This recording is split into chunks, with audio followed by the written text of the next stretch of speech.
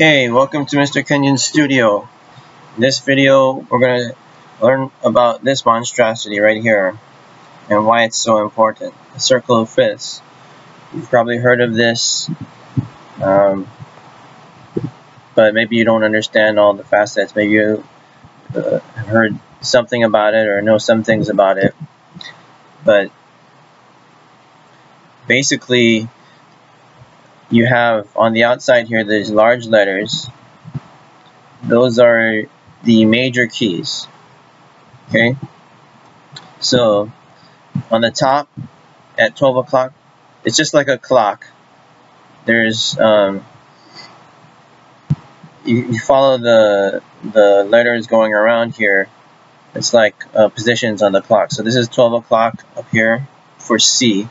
And then 6 o'clock would be F sharp or G flat. 3 o'clock would be A, and so forth. But anyway, you go around this clock, you're following a fifth progression. Okay, so from C to G is a fifth up. So you count from C to G, C, D, E, F, G. That's 1, 2, 3, 4, 5. Okay, it's a fifth up. And then fifths and fourths are opposite. So a fifth up and a fourth down is the same thing.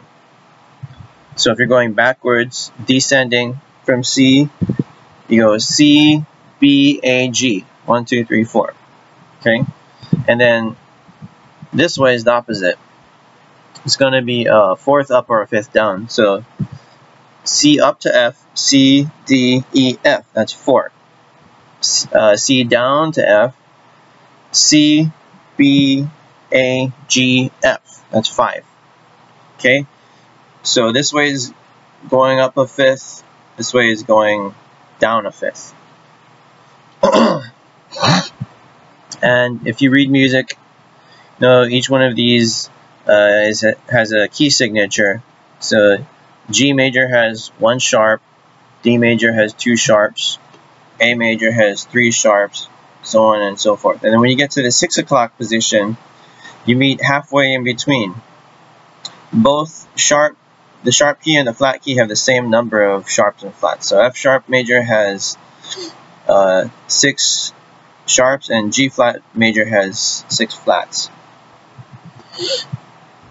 So that's the reason why you normally would refer to these keys with these names. Sometimes you may wonder, why do we use flats or sharps or vice versa for a certain situation? It depends on the context of what you're looking at. So normally with major keys, all the sharp keys are natural, as you can see, all the way except for F sharp. But with the flat keys, most of them have flat in the name. So that's why we normally refer to a B flat as B flat instead of A sharp. But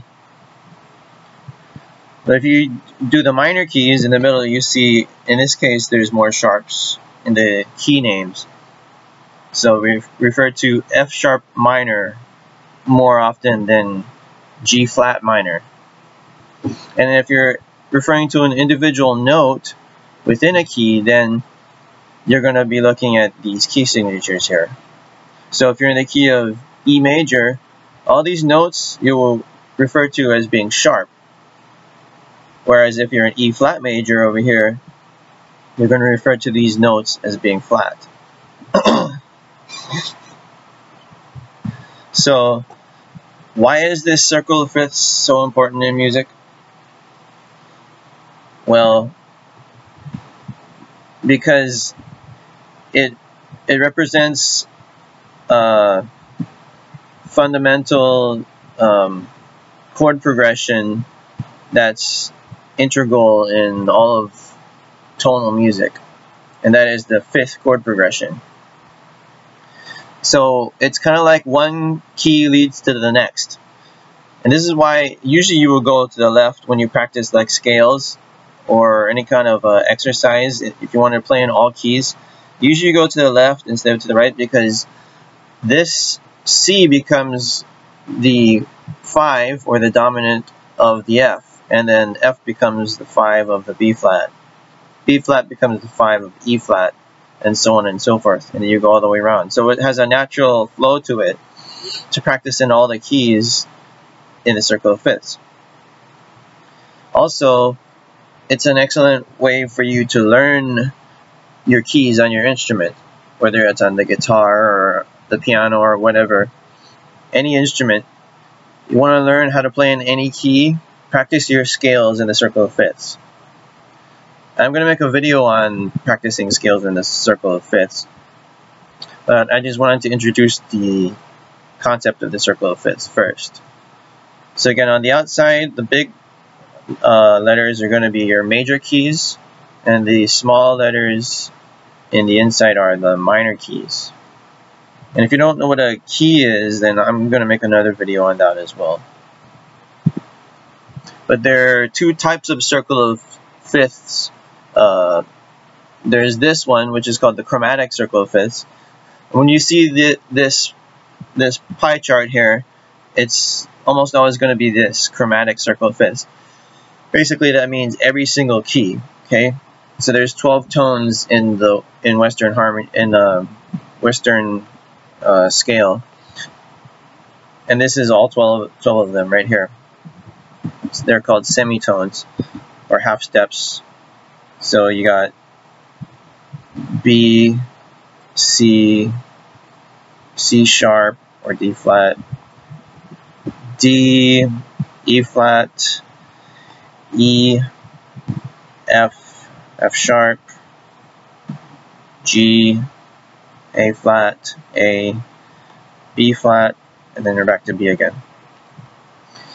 That's going up by semitones or half steps. But this is all of the same keys, but in the circle of fifths order, obviously. So so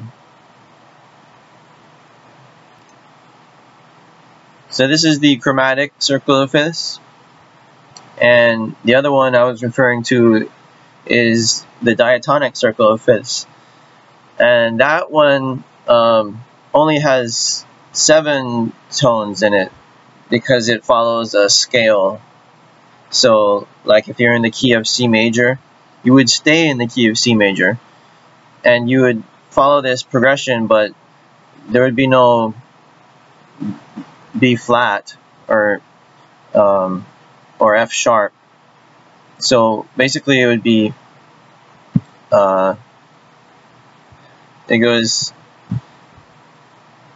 where does it start from? It starts from 4, right? So it would go, instead of F sharp, it would be F, B, E, A, D, G, C, and then you're back to F again.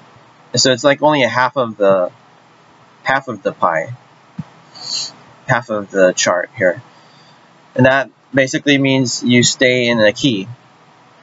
So one of those intervals is different, and instead of being all perfect fifths or perfect fourths, one of them is a tritone, and that's that first one from F to B, or F to B, but except you're starting here, and it's not sharp. So you take away the sharp there, and then this changes that interval, but then it makes you stay in the key of C. That's called the diatonic circle of fifths.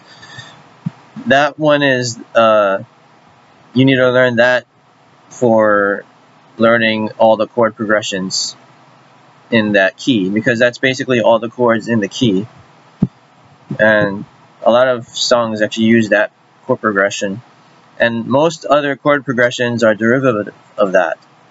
So you can start somewhere over here, like A, D, G, C, and of course remember the quality of the chord will depend on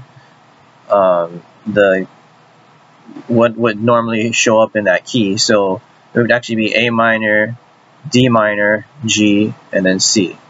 So that would be 6, 2, 5, 1. So if you started all the way here, it'd be 4, 7, 3, 6, 2, 5, 1. That's the full circle of fifths chord progression. Anyway, I'll make another video on just the diatonics are co-fifth.